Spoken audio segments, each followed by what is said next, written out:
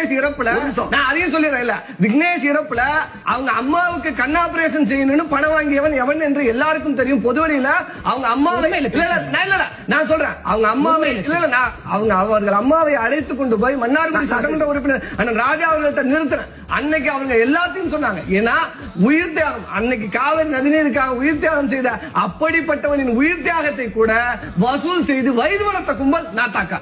வார்த்தையில கவனம் இல்ல நான் என்னங்க நடந்தா சொல்றேன். அவங்க அம்மா சொல்றேன், அவர்கள் அம்மாவே பொதுவா சொல்லியிருக்காங்க, பத்திரிகை அவர்கள் சந்திப்புல சொல்லியிருக்காங்க. அவருதான் எங்கள்கிட்ட சொன்னாரு, அம்மாவும் அப்பாவும் உயிரோட இருக்கும்போது கட்டாத அந்த மணிமண்டபத்தை பிறகு எதுக்காக கட்டுறது, நானே அண்ணன்ட்ட கேக்குறேன் அப்படின்னு அவர் சொல்லும் பொழுதுதான் எங்களுக்கே தெரிஞ்சது. ஒருத்தவங்க பண உதவி கொடுக்காமலேயே எப்படி உங்களுக்கு மணிமண்டபம் கட்டலன்னு கேட்பாங்க.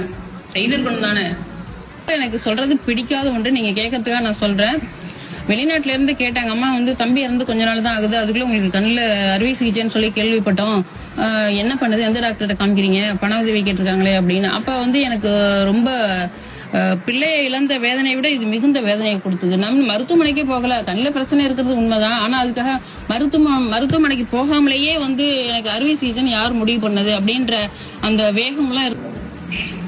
கண்ணுல பிரச்சனை டாக்டர்கிட்ட கொண்டு காமிக்கணும் அப்படின்னு சொன்னது சீமானுக்கும் இடும்பாவனம் கார்த்தி பெற்றோர்கள் எங்க 4 பேருக்குள்ளதான் தெரியும், வேற யாருக்கும் தெரியாது. அப்ப பதிவு போட்டவங்க யாரா இருக்குங்கிறதும் நீங்களா யோசிச்சுக்கோங்க.